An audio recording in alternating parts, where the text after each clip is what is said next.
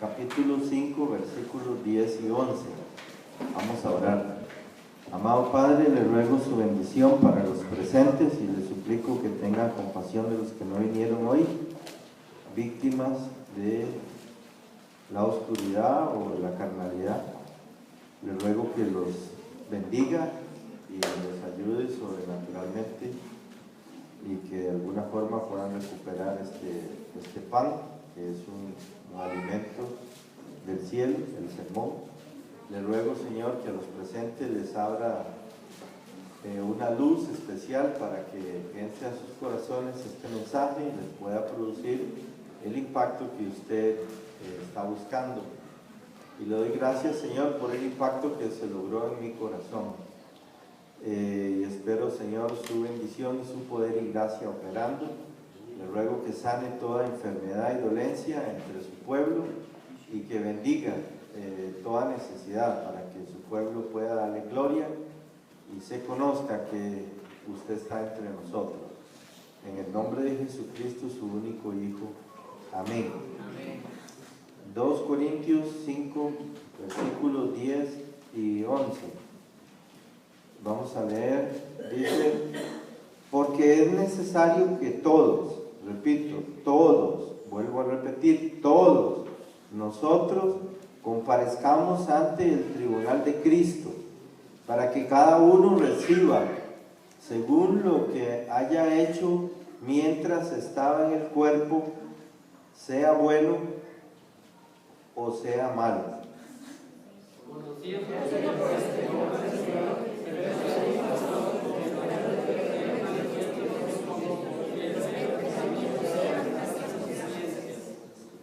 Pueden sentarse, hermanos.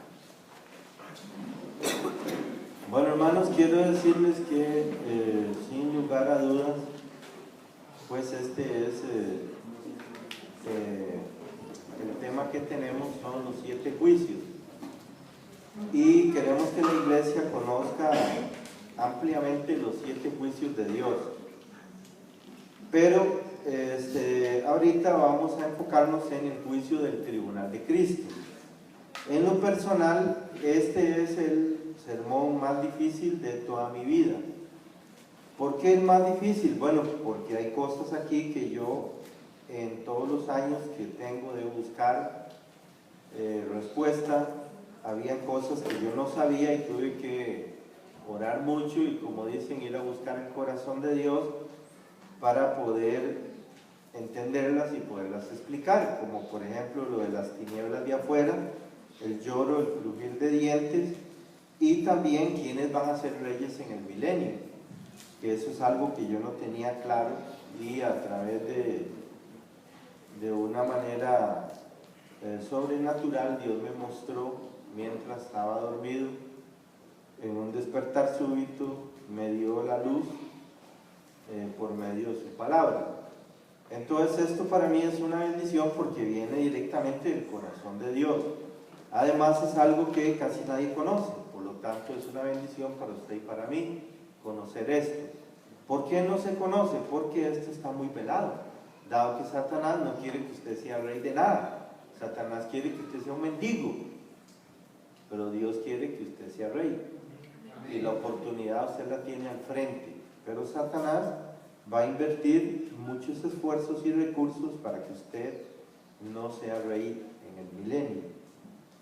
Bueno, quiero decirles que Pablo escribe esta carta a la iglesia de Corinto. Corinto era en ese tiempo una ciudad, digamos que era la tercera ciudad del mundo en importancia, pero Corinto tenía algo que la hacía número 1. En determinada época del año ahí se jugaban los Juegos Ísmicos.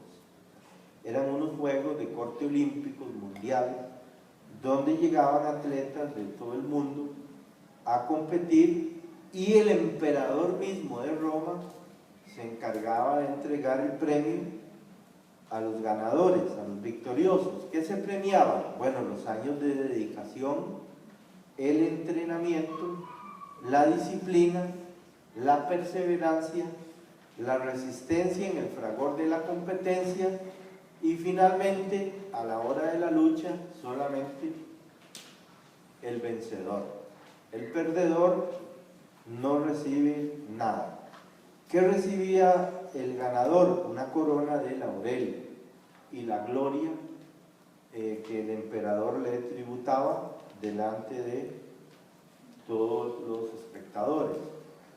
Este bema de los juegos sísmicos era algo así como lo que usted vio con André y Amador, que lo subieron en un pedestal de 3, ahí se sube el primero, el segundo y el tercero, y a Amador le dieron 2 besos aquí de chiquita, le dieron 2 besos. El hombre fue por un día el ganador, ¿verdad? Fue por un día el mejor del mundo. Entonces el bema era eso. Estos corintios estaban acostumbrados al bema porque ellos lo han visto desde niños, entonces es un lenguaje conocido. Ellos saben lo que significa invertir toda una vida para luego llegar a ser recompensado por el emperador. Bueno, entonces aquí Pablo se topa con una iglesia que tiene muchos problemas de carnalidad, una iglesia que no tiene pastor, una iglesia llena de dones y que precisamente por esa cantidad de dones se había desordenado un poco en la administración. Además de eso, una iglesia viciada en la carne a los templos que habían ahí, que eran principalmente el templo de Afrodita, que era un templo para 20,000 personas, donde ahí se hacían orgías en público y todos los corintios habían estado ahí. Entonces ya eso lo tenían, las imágenes estaban en la mente, ya estaban sucios. Esa suciedad los seducía a querer volver a ir a ver. Y también, usted sabe que cuando usted ha visto algo así sucio, Satanás le aprieta el botón de vez en cuando para que se acuerde que usted lo vio. Entonces ellos tenían esos problemas. En una iglesia, digamos que emergió en una ciudad mundana de mucho pecado y carnalidad, y eran creyentes que Pablo tenía que educar. ¿En qué tenía que educarlos? Tenía que hacerles ver que ellos tenían que dejar de ver el entorno que tenían y pasar a mirar el milenio. Y esto es prácticamente una obra imposible, porque es poner a la gente a ver lo que están acostumbrados a ver y decirles: vea, voy a enseñarles algo, pero es por la fe, porque no sé cuándo será y no sé muy bien cómo será, pero voy a explicarles para que ustedes tengan una motivación a aborrecer este mundo y este sistema, para que pongan los ojos en el milenio, donde ustedes van a ser comparecidos ante el tribunal de Cristo. Bueno, entonces aquí Pablo saca un misterio del que nadie había hablado. ¿Por qué nadie había hablado? Bueno, porque ya pasó el juicio del pecado, que fue en la cruz, que duró 6 horas. El efecto del juicio duró 6 horas. El proceso antes del juicio empezó en Getsemaní y terminó en la crucifixión. Y luego ahora estamos en el autojuicio. Entonces los corintios tienen que autojuzgarse. Y ese autojuicio no es suficiente para que la carnalidad pare. Repito, el autojuicio no es suficiente para que la carnalidad pare. Vuelvo a repetir, el autojuicio no es suficiente motivación para parar la carne, pero el tribunal de Cristo sí lo es. Y aquí es donde yo quiero que usted ponga muchísima atención. Les aseguro que este es el sermón más bueno que yo he predicado en toda mi vida en esta iglesia, ¿verdad? Y además usted va a aprender cosas que no sabe, y que Dios le va a dar luz y le va a bendecir, y posiblemente va a sufrir usted cambios en su corazón. Bueno, entonces tenemos que establecer esto. En primer lugar, todos, sin excepción, la iglesia va a tener que ir al bema. Estamos hablando, ¿quién es la iglesia? Bueno, La iglesia, estamos hablando desde el primer cristiano que se convirtió cuando vino el Espíritu Santo, que fue la Virgen María, y 120 con ella, hasta el último que se convierta y que suceda el rapto. Esa es la iglesia. Y tenemos que entender que en el rapto la iglesia local es la que va a ser raptada, no la iglesia universal. La iglesia universal se queda. ¿Para qué se queda? Bueno, ella le va a hacer un servicio al anticristo. El anticristo la contrató, ya firmaron un contrato, y ella va a servir al anticristo. Pero la iglesia local es arrebatada, se va con el Señor. Entonces, ¿qué va a pasar ahí en esa comparecencia de la iglesia local ante el Señor, en el Bema? Uno, que el Señor va a revelar tus acciones, sean buenas o malas. Dos, que el Señor va a premiar tres cosas. Uno, tus palabras. Dos, tus hechos. Y tres, tu fidelidad. Entonces aquí tiene que quedar claro esto. Se va a revelar lo bueno y lo malo. O sea, va a quedar desenmascarado todo.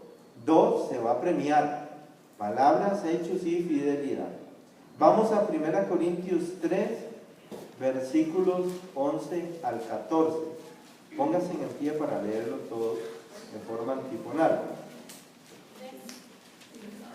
1 Corintios capítulo 3, versículos 11 a 14, para que tengamos una aclaración sobre este Bema. Entonces, aclaramos que todos los cristianos nacidos de nuevo tienen que comparecer a este Bema. Estamos hablando que el que no es cristiano no puede ir a este Bema, porque lógicamente comparece con otro de los 7 juicios.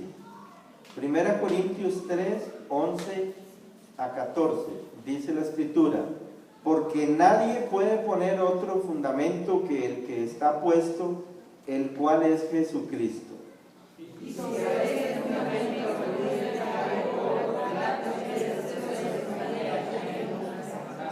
La obra de cada uno se hará manifiesta, porque el día la declarará, pues por el fuego será revelada, y la obra de cada uno, cual sea, el fuego la probará.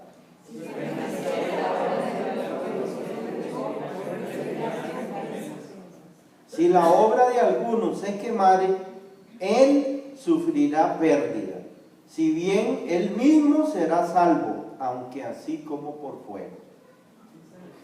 Ahí, bueno, pueden sentarse. Entonces aquí tenemos que en el Bema se va a recibir recompensa. ¿Cuántos dicen amén? Amén. Pero también se sufrirá pérdida. ¿Dicen amén? Amén. ¿Un mejor amén? Amén. Se sufrirá pérdida. ¿A cuántos les gustan las pérdidas? Yo sé que a nadie. Pero vamos a tratar de entender un poco esto de las pérdidas. Para poder explicar bien el Bema, nosotros en realidad no tenemos suficiente escritura en Pablo ni en Corintios. Tenemos que usar 2 parábolas. Por falta de tiempo vamos a usar solo una. Vamos a Lucas 19.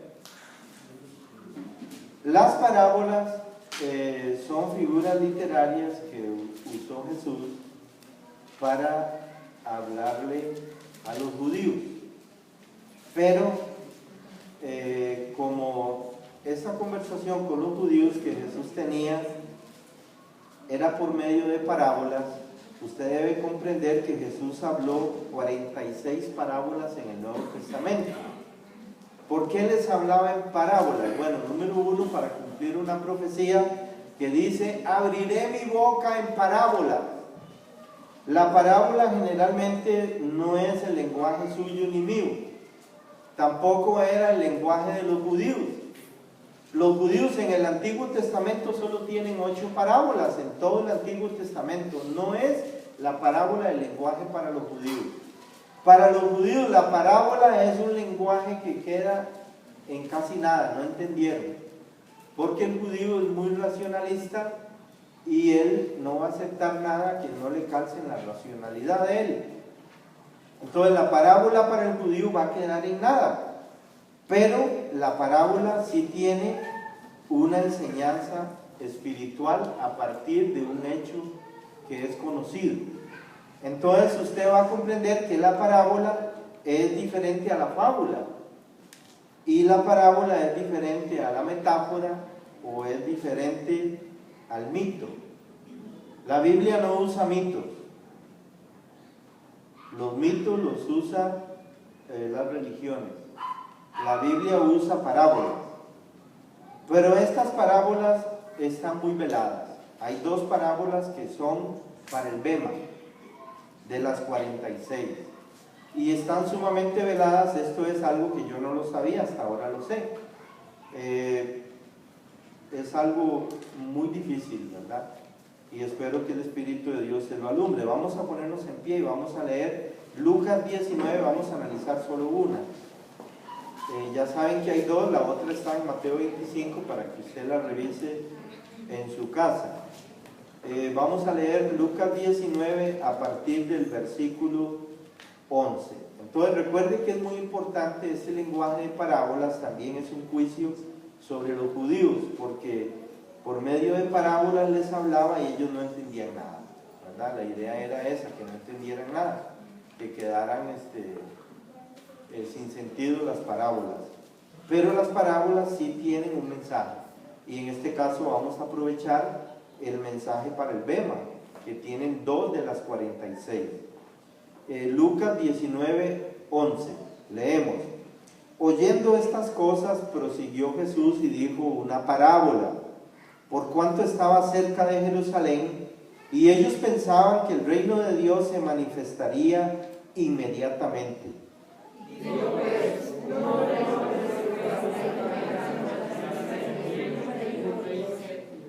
Llamó a 10 siervos suyos y les dio 10 minas, y les dijo: negociad entre tanto que vengo.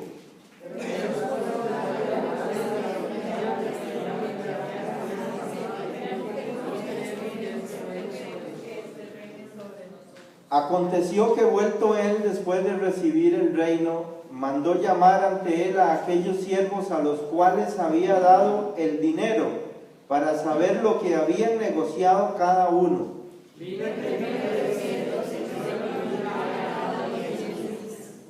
Él le dijo: está bien, buen siervo, por cuanto en lo poco has sido fiel, tendrás autoridad sobre 10 ciudades.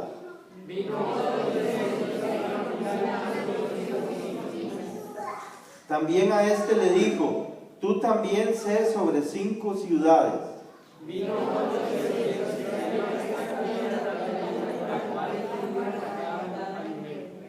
Porque tuve miedo de ti, repito, porque tuve miedo de ti, vuelvo a repetir, porque tuve miedo de ti, por cuanto eres hombre severo, que tomas lo que no pusiste y ciegas lo que no sembraste.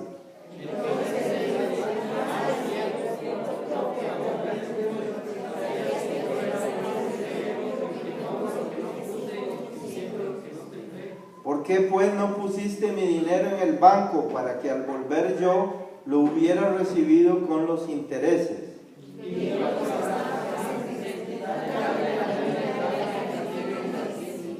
Ellos le dijeron: Señor, tiene 10 minas.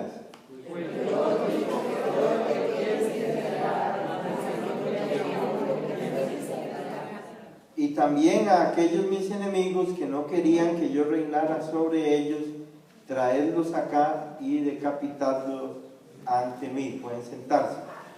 Bueno, en primer lugar, una mina representa 1000 días de trabajo.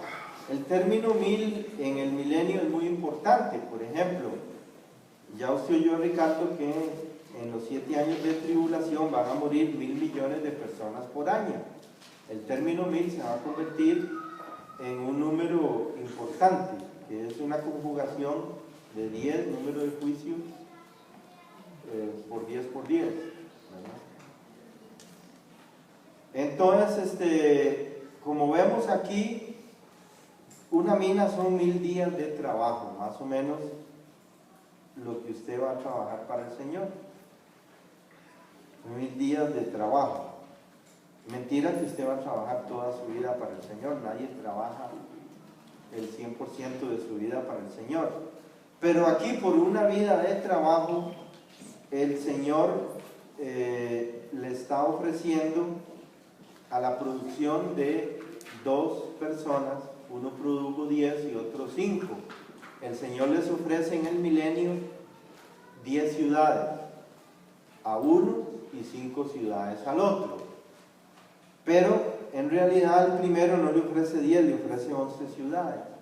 Nada más que la ciudad número 11 la va a coger del tercer cristiano. ¿Por qué decimos que los 3 son cristianos? Porque los 3 tienen mina. La mina representa el talento, y el talento solo lo da el Espíritu Santo. ¿Un mejor amén? Amén. Entonces, estos 3 son cristianos. De los 3 hay uno que produce a 100, produce 10 por 1. Hay otro que produce a 50, produce 5 por 1.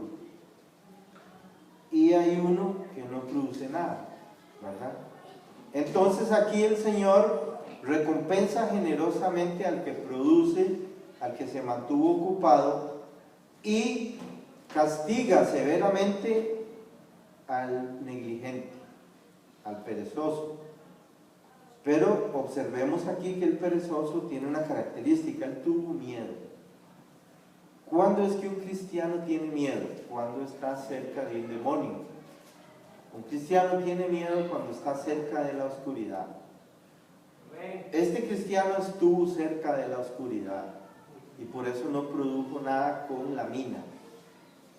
Se acercó a la oscuridad y le dio miedo, y él no produjo nada con la mina. Los otros 2 cristianos se mantuvieron en la luz, y entonces la productividad de ellos es buena. Y el Señor le dice: bueno, usted va a tener 10 ciudades. Ese de hecho va a ser rey, va a ser rey de 10 ciudades. Y aquel va a ser rey de 5 ciudades. Esas personas, esos 2, van a acumular en 1000 años una recompensa para la Nueva Jerusalén que usted no tiene una idea. Ellos van a llegar a ser recompensados en la Nueva Jerusalén por la cosecha de almas que ganen en el milenio como reyes. Pero este siervo que tenía una mina y no produjo nada porque tuvo miedo, este siervo en el milenio no va a ser rey.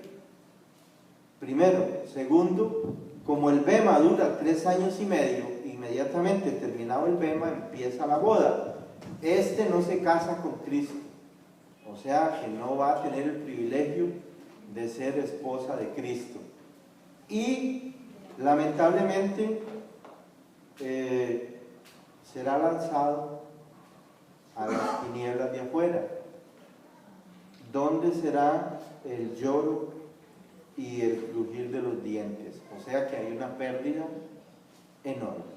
No solo se perdió la oportunidad de ser rey, la oportunidad de las recompensas ganadas en el milenio para la Nueva Jerusalén, sino que este hombre prácticamente no perdió la salvación, pero perdió todo.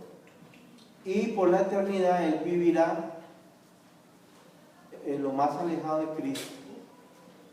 O sea, él tendrá que vivir en el milenio, tendrá que vivir en Rusia, y en la Nueva Jerusalén tendrá que vivir alejadísimo de Cristo. Imagínense una lejanía infinita, pero es salvo. Desgraciadamente esta persona va a crujir los dientes por la eternidad, por lo que era de él y lo dejó ir. Entonces, yo quiero que usted comprenda esto. Bueno, yo no sé si a usted le ha pasado, pero por ejemplo, hace poco en televisión le dieron el título de Miss Universo a no sé quién, una muchacha, y al rato le dijeron que no, que era un error, que era otra. Esa muchacha entró en un ataque de pánico, llanto y vergüenza. Bueno, imagínense que es algo así lo que está pasando aquí. Entonces, yo quiero que usted comprenda que la intención del Señor es decirle a la iglesia que les va a pagar muy bien, pero también que el que se acerque a las tinieblas y tenga miedo y no va a llevar fruto, repito, no es dar fruto, es llevar fruto, y no va a llevar fruto, entonces esta persona va a sufrir pérdida, no de la salvación porque ya es salvo, eso no depende de él, sino del juicio del pecado que ya se efectuó. Ahora lo que va a perder es el galardón. Galardón significa salario, o sea, va a perder el pago por su labor. Ahora yo quiero que nos vayamos a Mateo 19 para que usted mire algo más interesante, porque el pago del Señor va a ser exagerado, Él va a pagar exageradamente el servicio de los que le sirven. Mateo 19, vamos a ponernos en pie para que ustedes espabilen.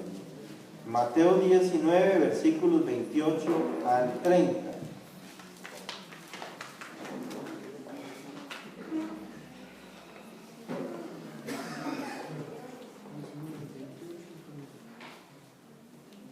Bueno, leamos el 27. El contexto está cuando lo que pasó con el joven rico. Recuerdan que un joven rico llegó y le dijo a Jesús: Jesús, ¿qué tengo que hacer para heredar la vida? Él le dijo: cumpla los 6 mandamientos del prójimo, y él dijo: yo todo eso lo he cumplido. Y él le dijo: venda todo lo que tiene, déselo a los pobres y tendrá recompensa en el milenio. Después de eso, el joven rico se fue, y entonces viene esta conversación donde Pedro hace una pregunta al Señor. Él le dice, verso 27, entonces respondiendo Pedro le dijo: he aquí nosotros lo hemos dejado todo y te hemos seguido, ¿qué pues tendremos?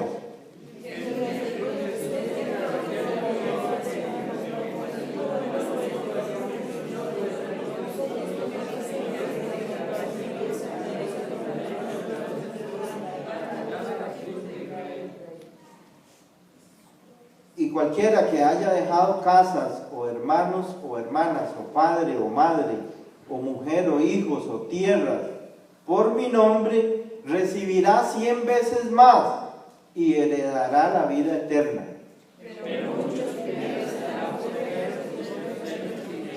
Ok, pueden sentarse. Entonces aquí Pedro hace una pregunta de que ellos dejaron todo, y ¿qué van a recibir? O sea, ¿cuál es la recompensa? ¿Cuál es el salario? Entonces Jesús les dice: en la regeneración. Aquí la palabra en griego es palingenesia, que es una palabra que solo aparece 2 veces en el Nuevo Testamento. ¿A qué se refiere la regeneración? Al milenio. ¿Cuántos dicen amén? Amén. ¿Un mejor amén?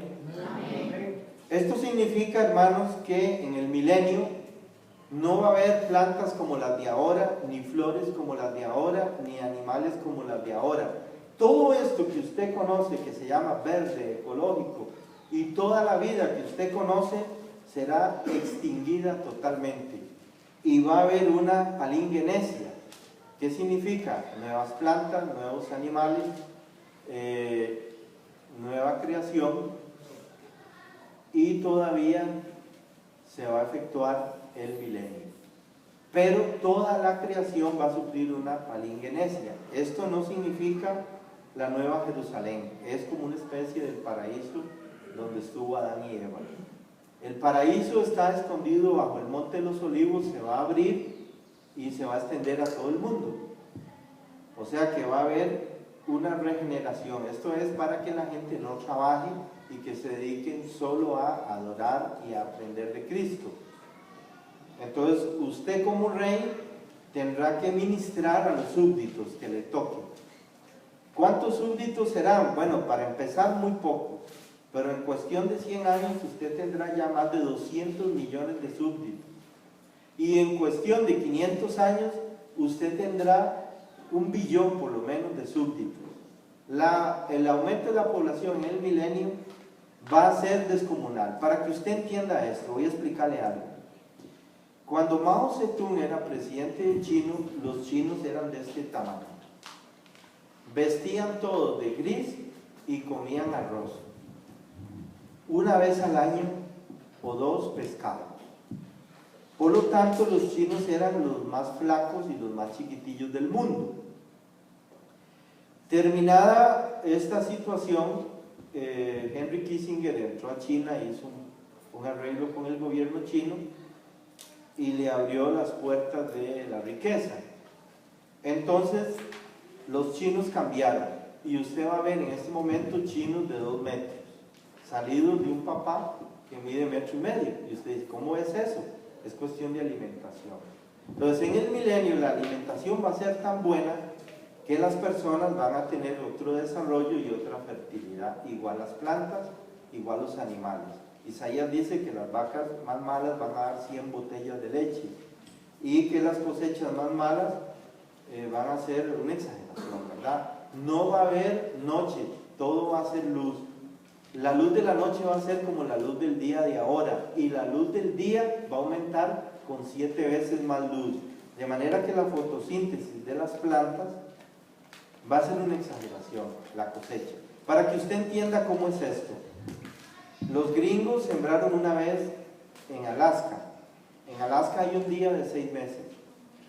Ellos sembraron ahí para probar qué cosecha da un día de 6 meses. Entonces sembraron papas.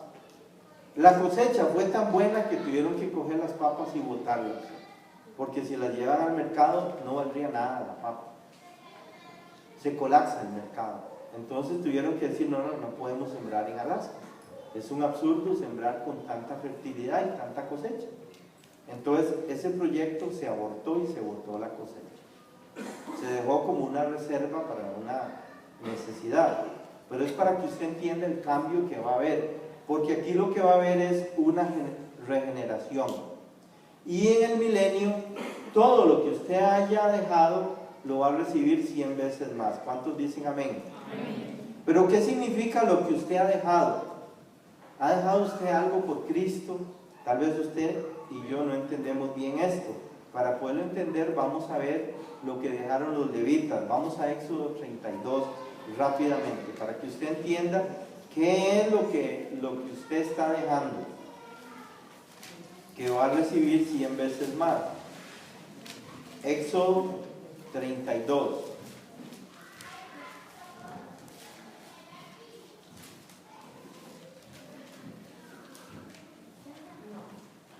Pongámonos en pie para leer la palabra de Dios. Pongan mucha atención porque el mensaje es muy complejo, ¿verdad?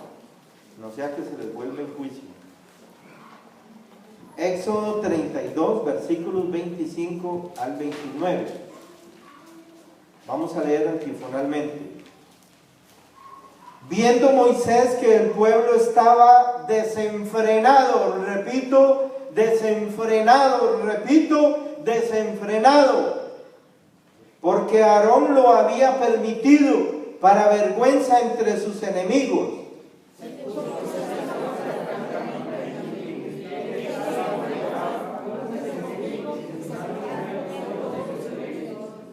Y él les dijo, así ha dicho Jehová, el Dios de Israel, poned cada uno su espada sobre su muslo, pasad y volved de puerta a puerta por el campamento y matad cada uno a su hermano, a su amigo y a su pariente.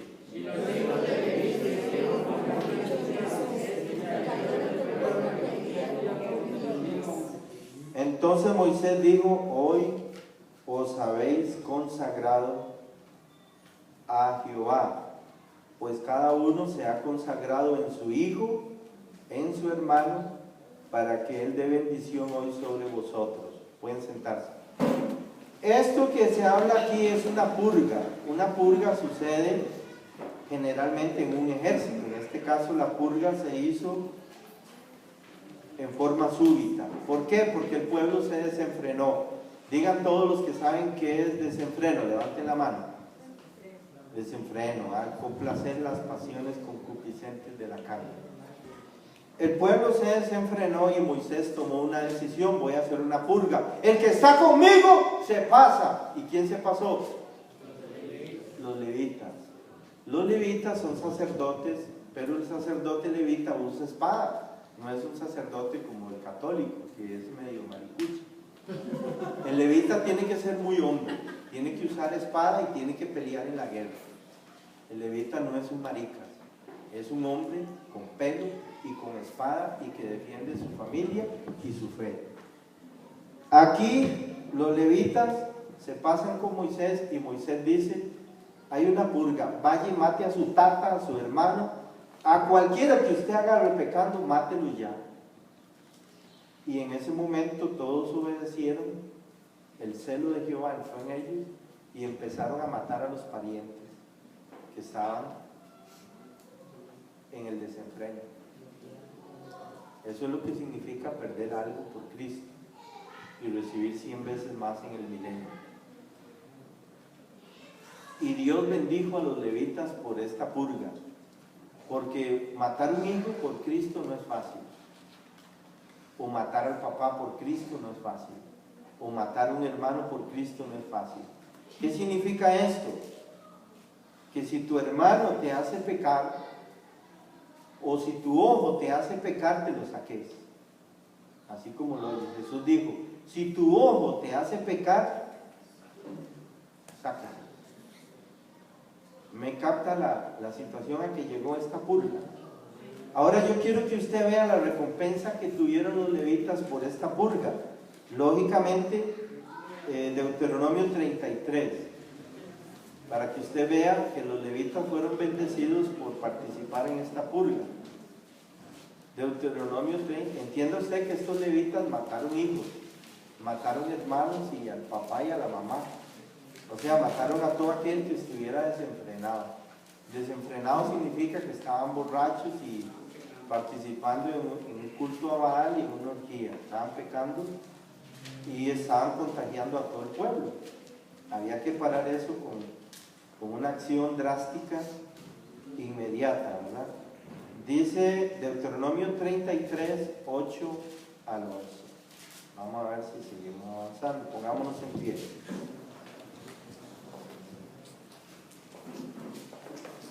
Deuteronomio 33, 8. A Leví dijo, tu tunín y tu urín sean para tu varón piadoso, a quien probaste en Masá, con quien contendiste en las aguas de Meriba.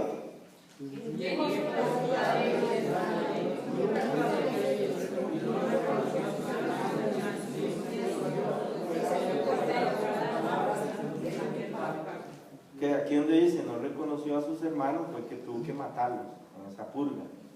Dice que tampoco a sus hijos, hubo que matarlos en la purga. Ellos enseñarán tus juicios a Jacob y tu ley a Israel, pondrán el incienso delante de ti y el holocausto sobre tu altar.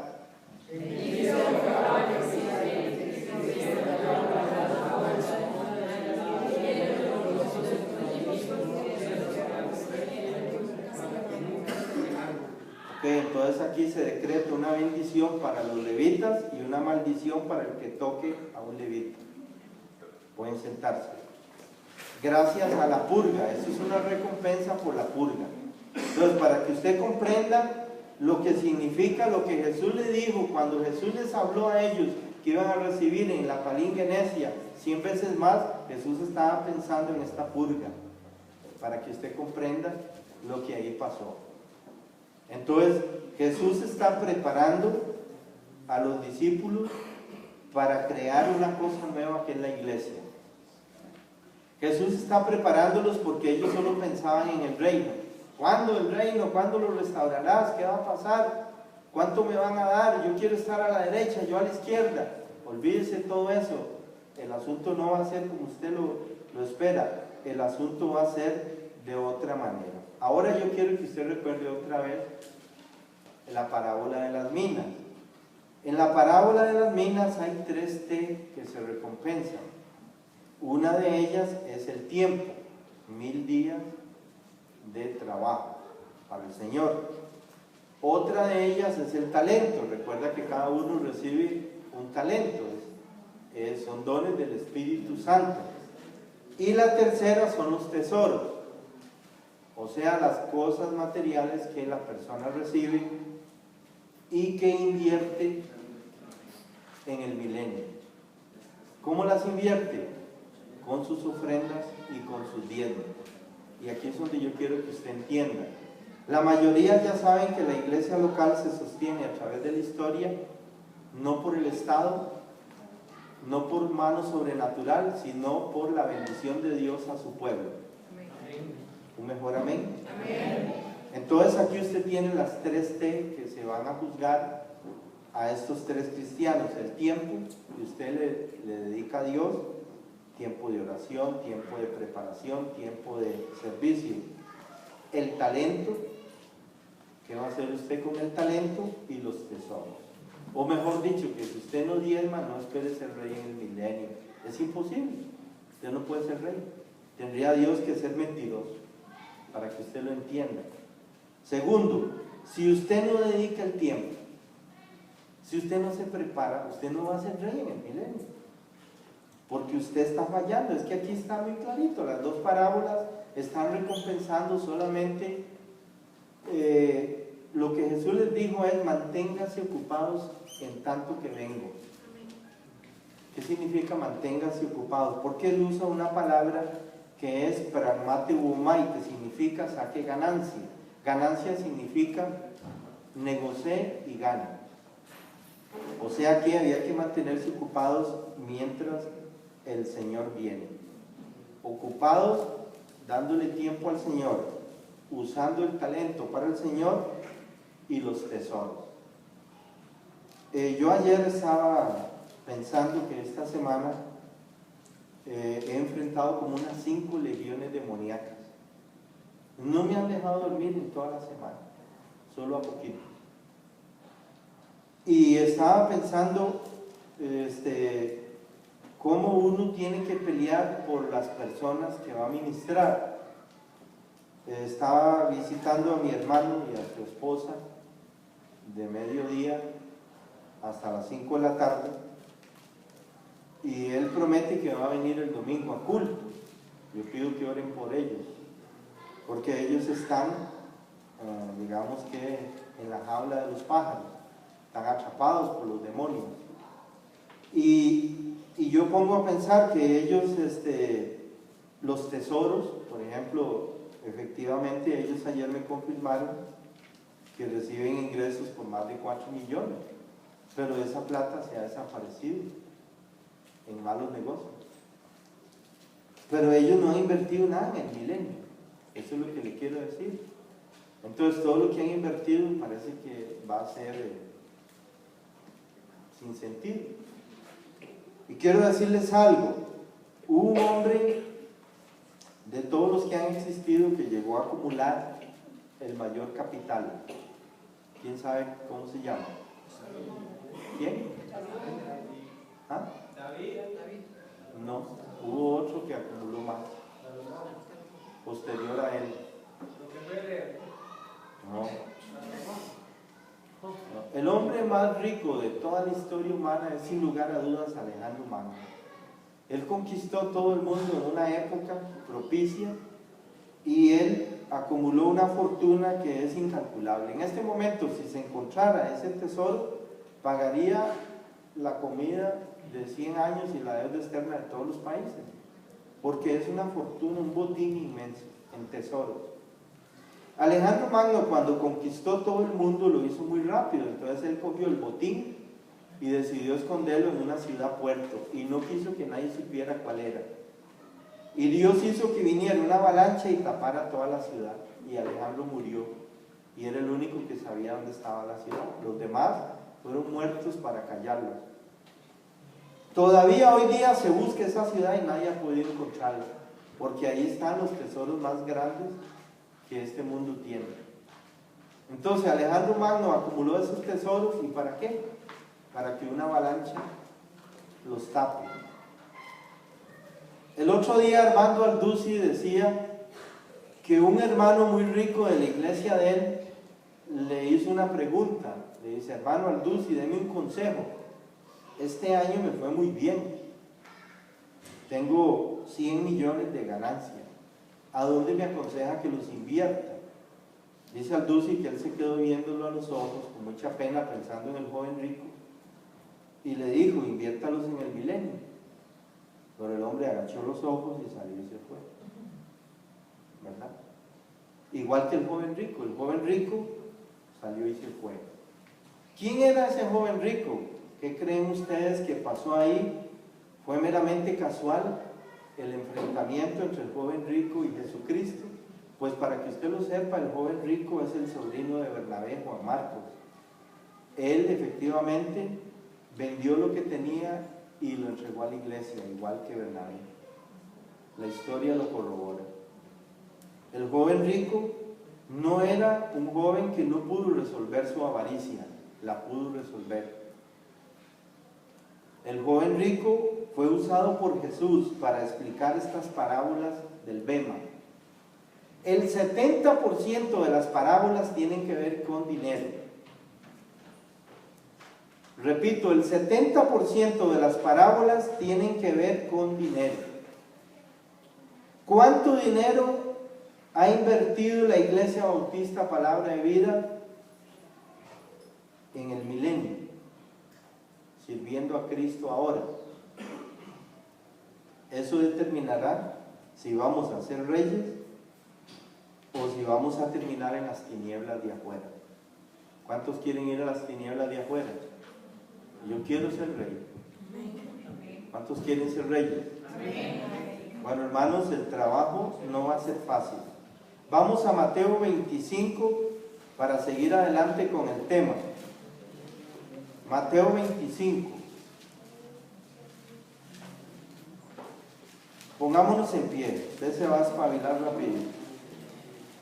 Mateo 25.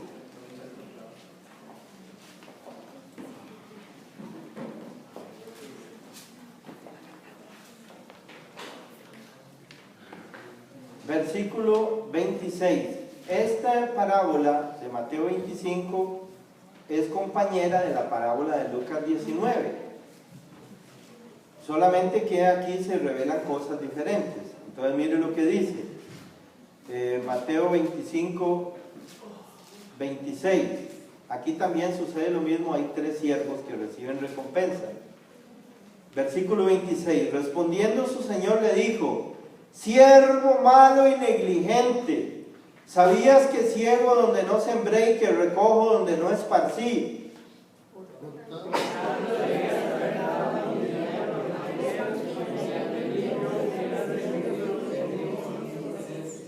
Quitadle pues el talento y dadlo al que tiene 10 talentos.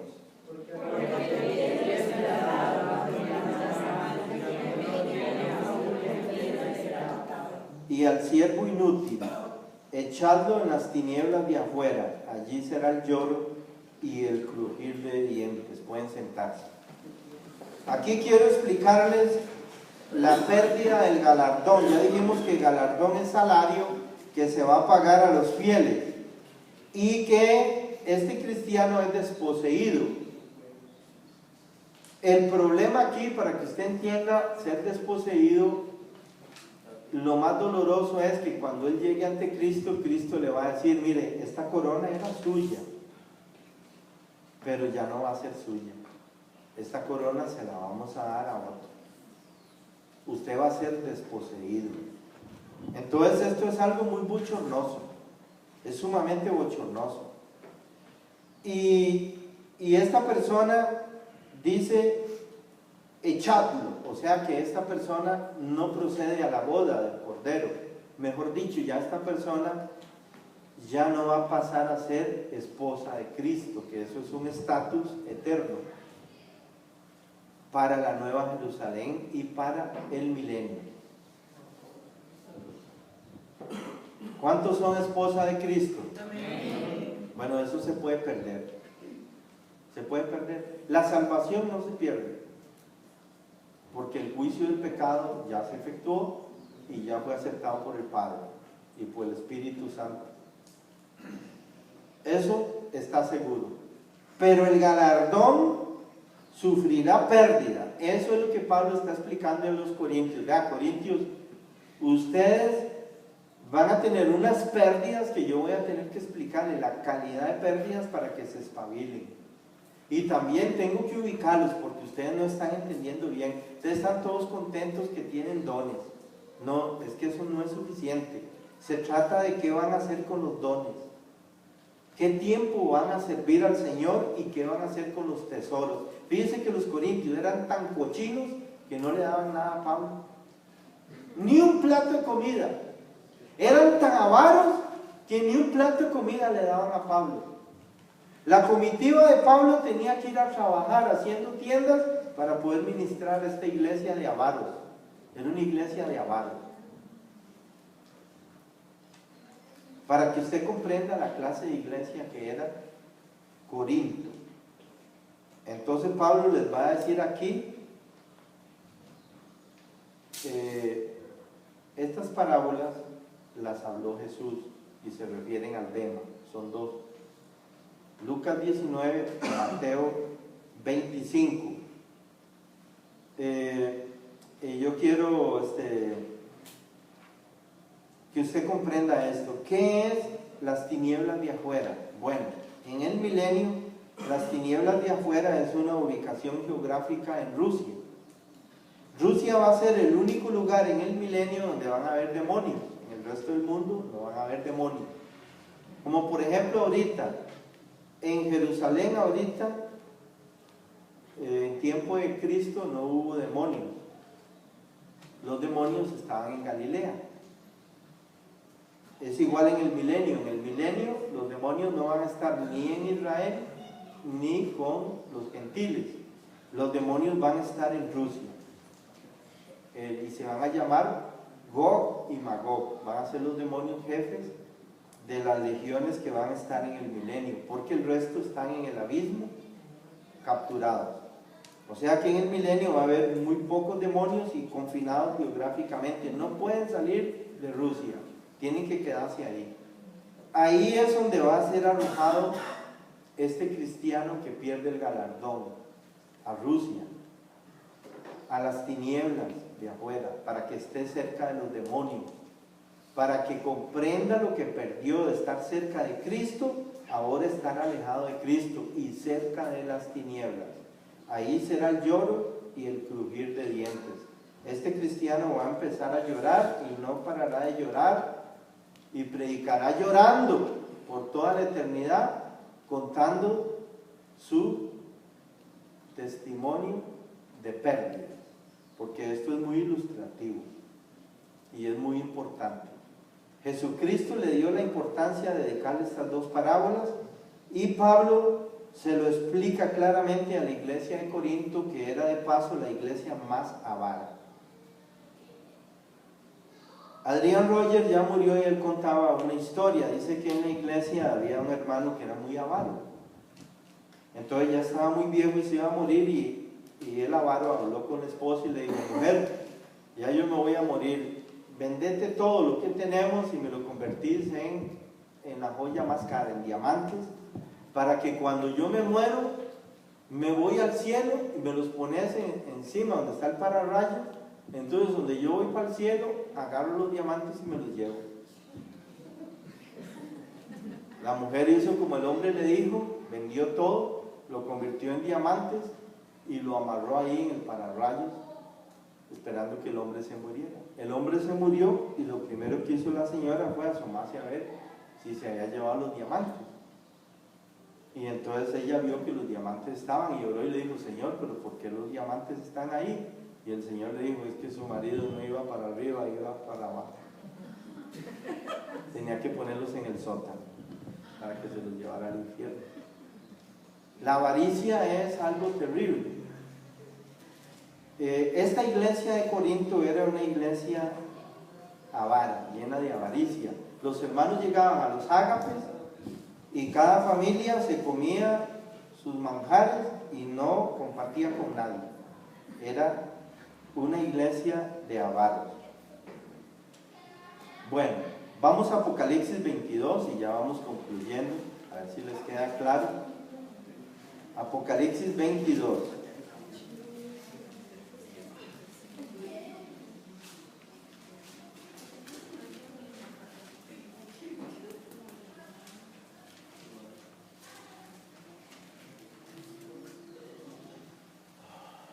Dice la escritura, el versículo 12: He aquí yo vengo pronto, y mi galardón conmigo para recompensar a cada uno según sea su obra. Entonces vamos a hacer una recapitulación. El galardón es pago de salario. ¿Cuántos dicen amén? Amén. 2, tiene asistencia obligatoria. ¿Dicen amén? Amén. 3, todos los hechos se toman en cuenta. ¿Dicen amén? Amén.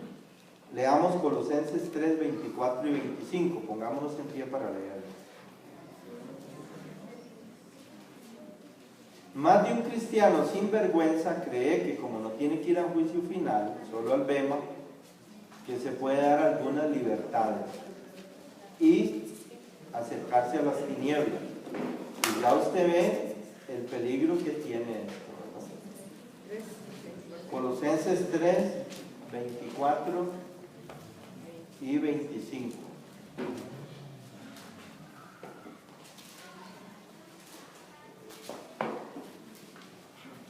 Esto, hermanos, es un detonante para combatir la esterilidad, la indolencia, la pereza y la confusión mental y la avaricia, que son cosas que hay que sacarlas de la iglesia. Colosenses 3, 24 y 25. Dice la Escritura: sabiendo que del Señor recibiréis la recompensa de la herencia, porque a Cristo el Señor servís. Mas el que hace injusticia recibirá la injusticia que hiciere, porque no repita. Mas el que hace injusticia recibirá la injusticia que hiciere, porque no hay acepción de personas. El que nos salvó nos juzga. Amén. Amén. Vamos a 1 Juan 2:28. No se siente. 1 Juan 2:28.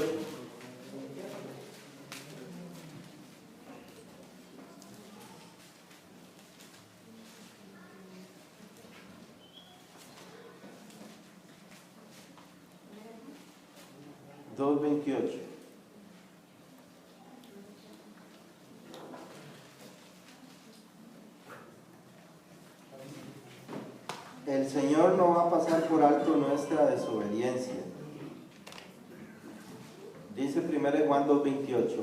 Y ahora, hijitos, permaneced en Él para que cuando se manifieste tengamos confianza, para que en su venida no nos alejemos de Él avergonzados. Pueden sentarse.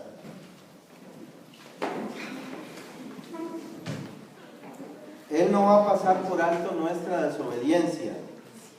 Y hay una seria amonestación para la pérdida de recompensa y privilegio. Bueno, yo sé que nadie es tonto para perder lo que le ofrecen. Y que usted, si entiende bien lo que le están ofreciendo, se va a dedicar a obtenerlo. Este mensaje produjo en los Corintios un cambio. ¿Qué fue el cambio? Bueno, el número 1, dejar la avaricia. Número 2, dejar el desorden que tenían y aceptar la autoridad del pastor. Y número 3, que ellos se pusieran a servir con el talento que tenían por todo el tiempo que Dios les dio. Esta iglesia de Corinto se convirtió en la iglesia que más almas ganó de todas las iglesias de Pablo. ¿Por qué? Porque estos hermanos tuvieron aquí un cambio. Ellos dejaron de ver aquí y empezaron a ver el milenio. Se pararon en el milenio y se ubicaron y dicen: no, yo aquí voy a ser rey. Y empezaron a servir a Cristo con el fin de ser rey. Lo que usted debe entender aquí es que el Señor va a pagar muy bien, pero va a castigar con la pérdida de pago severamente a los que tengan temor. Los que tengan temor son personas que estuvieron cerca de Belial. Belial es el ángel de la confusión, el ángel del temor. Estuvieron cerca de estas legiones que trabajan en la iglesia. ¿Qué están haciendo en la iglesia? Están preparando una iglesia para el anticristo. Y están fomentando a los hermanos a pecar. Esa es la llave maestra de las tinieblas. Fomentar a los hermanos a pecar. Bueno, yo estaba, no sé si queda suficientemente claro lo de las tinieblas de afuera. En la Nueva Jerusalén, ¿qué serán las tinieblas de afuera? Bueno, los que seamos reyes en el milenio, yo espero ser rey, si no, por lo menos es salvo, ¿verdad? Como por fuego. ¿Cuánto se consuela con ser salvo por fuego? ¿O quiere ser rey? Bueno, cuando yo estaba haciendo una pregunta a Dios para entender las tinieblas de afuera y el crujir de dientes, ya entendí, espero que ustedes también. Pero me queda una pregunta: ¿quiénes realmente van a ser reyes en el milenio? Porque yo estoy seguro que en la Iglesia Católica ninguno va a ser rey, porque la Biblia lo dice, y hay salvos en la Iglesia Católica, pero ninguno va a ser rey en el milenio. Estoy seguro que la Iglesia Luterana y todas las iglesias hijas de la Iglesia Universal, que son la presbiteriana, la anglicana, la ortodoxa griega y rusa, y la de Escocia, son las 5 hijas de Roma, ellos tienen salvos, pero ninguno va a ser rey en el milenio. Eso está en Apocalipsis. Entonces la pregunta mía es: ¿quiénes van a ser realmente reyes? La iglesia local van a ser reyes. ¿Un mejor amén? Amén. La iglesia local son los reyes del milenio. El milenio, Cristo va a estar presente y va a ser un reino donde Él es rey, ya viene coronado, no con espinas, sino con una corona y un montón de diademas y coronas. Viene súper coronado por el Padre. Y Cristo va a ser el que rige.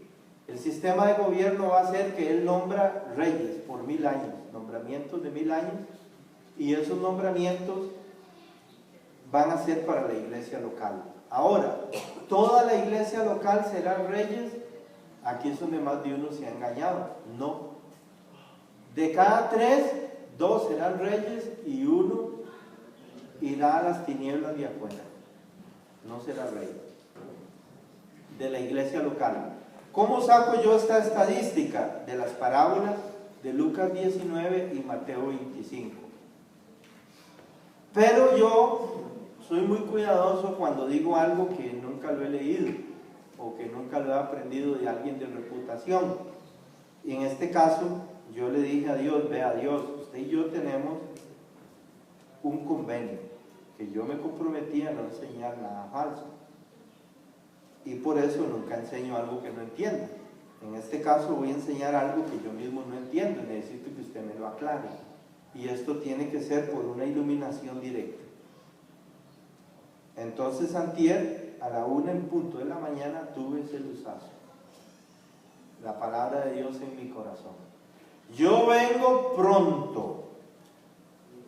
Retén lo que tienes para que nadie tome tu corona.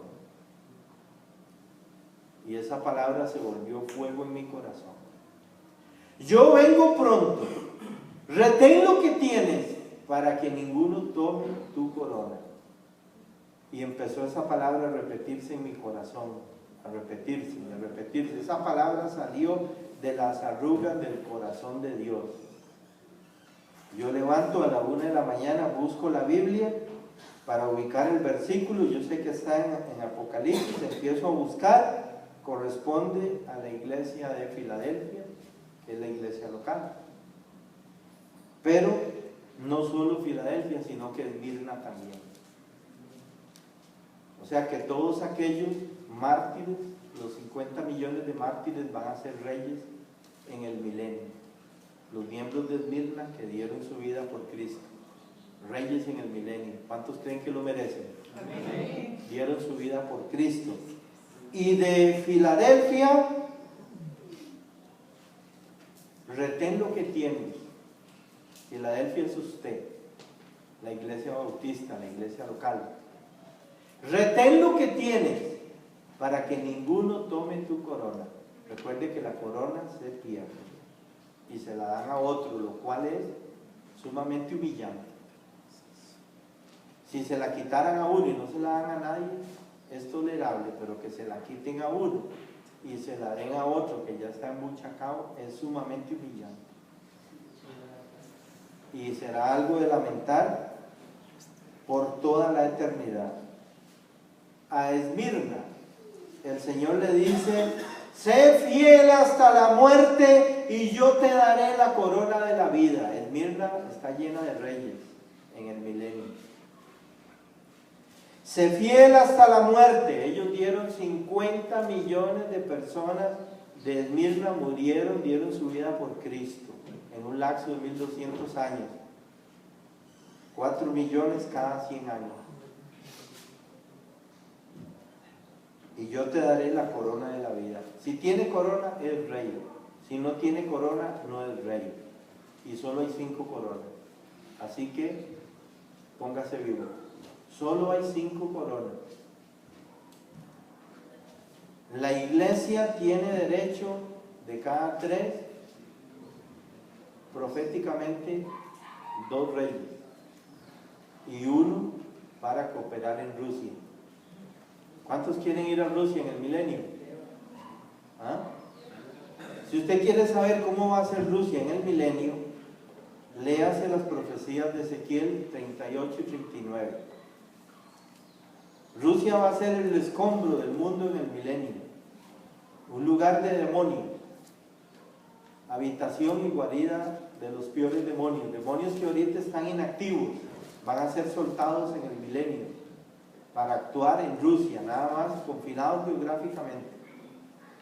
El resto del mundo va a estar libre de actividad demoníaca y de actividad idolátrica.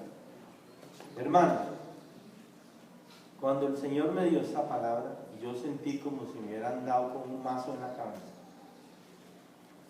Inmediatamente tuve un deseo de ir a hacer cosas por Él.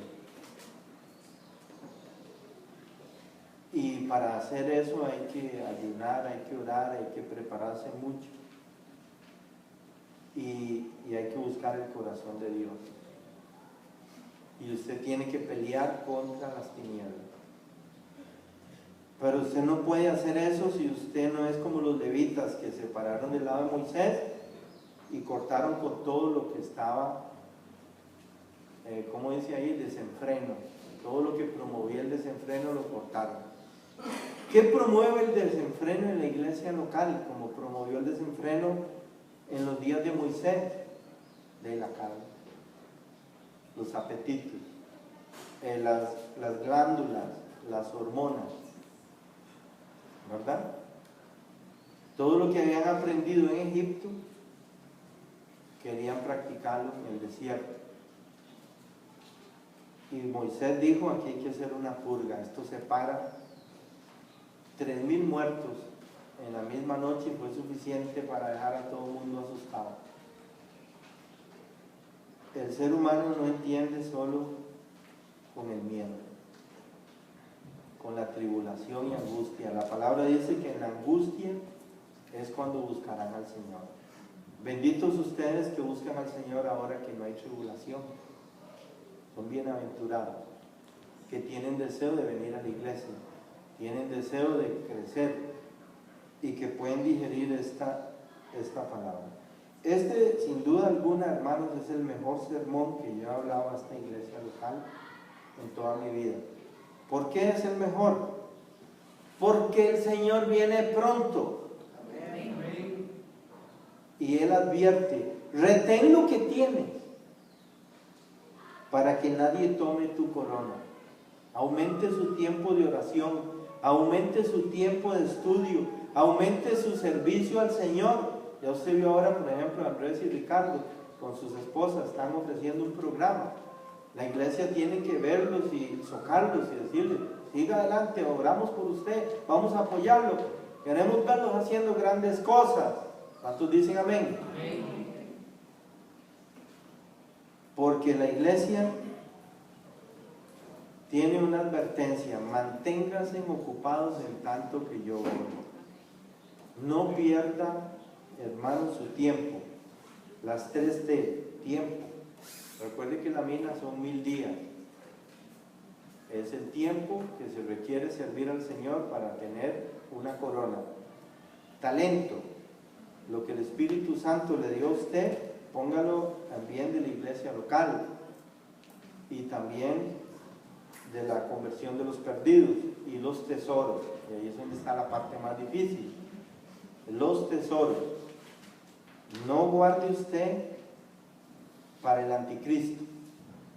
Lo que usted no le dé a Cristo se lo va a dar al anticristo. Eso es inevitable. El anticristo va a desaparecer la propiedad privada. Va a incautar todas las propiedades y se las va a entregar a los sellados nada más. Y los que no están sellados quedan desposeídos. Es el juicio de Dios contra el que no entrega los tesoros, el que se llena de avaricia y no se ubica en el milenio. La iglesia de Corinto salió de aquella conducta y enredos que tenía y se ubicó en el milenio. Y llegó a ser la iglesia más fructífera de la época de Pablo. Sin duda, muchos de esos corintios van a ser reyes en el milenio. Pero Pablo tuvo que advertirles claramente que habían obras de hojarasca que se van a quemar, hay obras de madera, la madera es tipo de la carne, se van a quemar, hay obras de hoja seca que se van a quemar, no resisten el fuego del juicio, se van a quemar, solamente van a quedar las obras de oro. Oro es tipo de la divinidad. Busque al Señor, busque su rostro, busque su palabra, busque la iglesia. Plata, plata es tipo de la redención. La redención es la obra de Cristo en la cruz del Calvario. Piense solo en eso y hable solo de eso. No deje que una conversación se le desvíe a otra cosa. Haga que la gente que está a su alrededor vaya a la redención, a la plata. Piedras preciosas es el fruto que llevan los hijos de Dios. La fertilidad de los benditos, de aquellos que hacen la purga. Y la purga, hermano, le digo que no es fácil. Usted tiene que cortar con aquello que le está acercando a las tinieblas. Jesús lo dijo un poco más explícito: si tu mano te hace pecar, ¿qué dijo? Corta. ¿Sabe por qué en Irán nadie toma licor? ¿Por qué? Porque hay pena de muerte por un trago que se toma. Entonces la penalidad es tan grande que de ahí nadie toma licor, ¿verdad? Pero en Costa Rica no hay penalidad. Entonces el borracho se toma todo lo que le cabe, ¿verdad? En cambio en Irán, de ahí ya nadie volvieron a matar por tomar licor, porque ya es algo superado. Es un pueblo sin licor, porque es un pueblo de reglas musulmanas, y entonces imponen la pena de muerte para las conductas que afectan a la comunidad y afectan a la familia, que es la base de toda sociedad humana. Hermanos, el Señor viene pronto. ¿Cuánto lo creen? Y va a haber un milenio. Ahorita, el milenio, al igual que el Bema, está muy velado. La Iglesia Católica no cree en el milenio, los adventistas no creen en el milenio. Nadie cree en el milenio, solo la iglesia local. ¿Cuántos dan gracias a Dios por la iglesia local? La iglesia local es el cuerpo de Cristo, es la que se ha mantenido fiel a la palabra. Por eso es que aquí tratamos de que usted comprenda las cosas profundas, que usted madure, crezca, se edifique, para que también se vuelva una oveja gorda. No. ¿Qué pasa cuando usted come mucho? Engorda. Y el doctor un día me dijo: vea, ponga cuidado usted que no hay ninguna persona mayor gorda. Todos los gordos se mueren. Digo yo, sí es cierto, yo nunca había puesto cuidado, ¿verdad? ¿Qué significa? Que la oveja que come mucho y no produce nada, está en problemas. El corazón se le carga de grosura y de los afanes de este mundo y muere, no produce, se vuelve infértil. Entonces, hermanos, esto es volver a entender los juicios de Dios y ubicarse. Ya el juicio del pecado pasó, el autojuicio es vigente. El bema es a futuro, es escatológico, como lo explicó Ricardo. Pero en el bema yo voy a estar, todos compareceremos ante el tribunal de Cristo. ¿Cuántos de ustedes han ido a un juicio penal? Solo yo. Bueno, es muy estresante, ¿verdad? Sumamente estresante cuando usted tiene que ir y el juez es la autoridad, usted está a lo que el juez diga.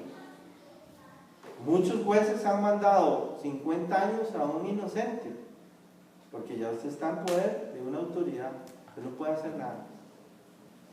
Entonces, esto es lo que tenemos que entender. Todos nosotros compareceremos ante el bema.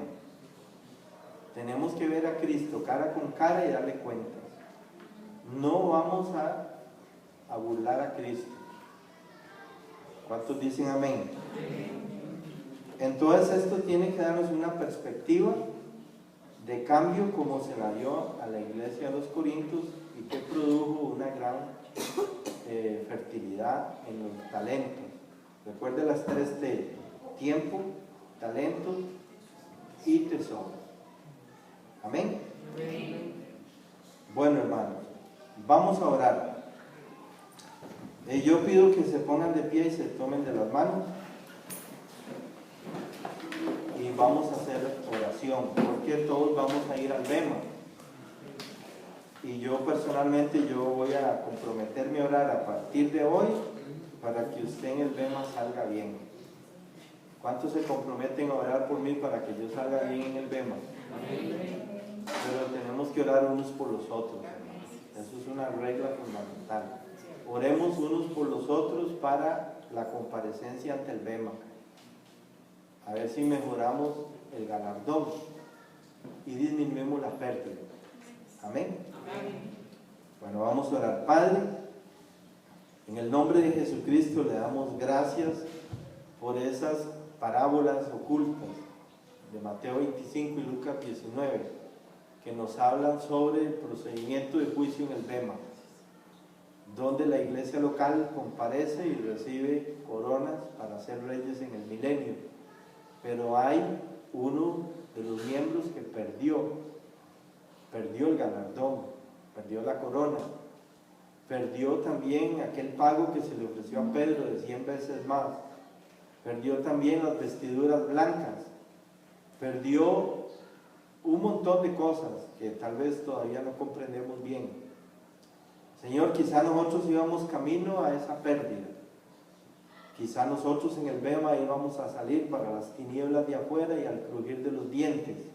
Y esta es la hora del arrepentimiento, de convencernos de que no podemos seguir tras la avaricia o los apetitos desenfrenados, sino que tenemos que comprender que ya no somos nuestros, sino que fuimos comprados, pagados por la sangre de Cristo y solo vivimos para servir al Cristo. Ayúdenos a comprender que vamos a recibir un salario copioso y abundante y a tener esa mentalidad, Señor, de poder ubicarnos en el milenio, poder ubicarnos en la palingenesia, en la regeneración, cuando ya termine el bema y que nos digan: vengan, vamos a la boda del Cordero. Señor, yo quiero comprometerme a orar por mis hermanos, pero quiero que ellos también, usted por el Espíritu Santo les ponga un compromiso de oración para que todos oremos unos por otros por esta iglesia local, para la hora de enfrentarlo en el bema, para que nosotros mejoremos el galardón y disminuyamos la pérdida.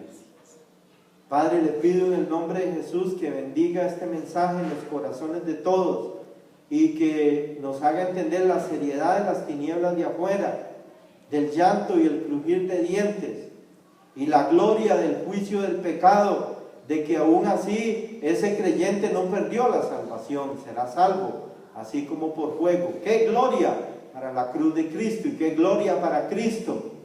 Pero qué vergüenza para ese cristiano ingrato que no pudo agradecer la obra de Cristo sirviéndolo y obteniendo el galardón que se ofrecía, siendo tan generoso.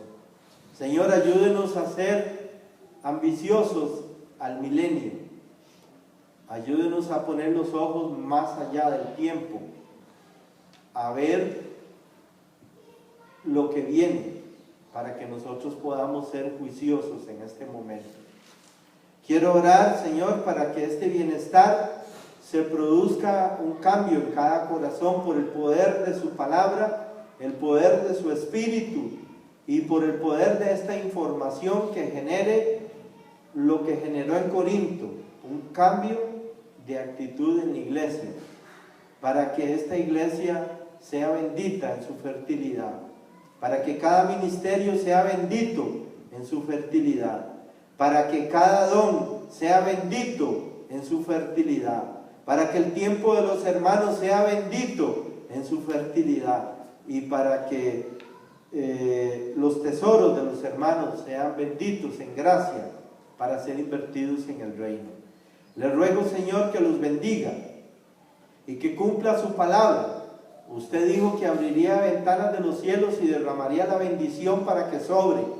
Señor, en el milenio va a sobrar de todo, pero ahora hay mucha escasez. Por eso le pedimos que bendiga a la iglesia local bautista, Palabra de Vida, para que usted traiga esa bendición y que le dé corazón dador a los hermanos, de manera que puedan ser canales de bendición.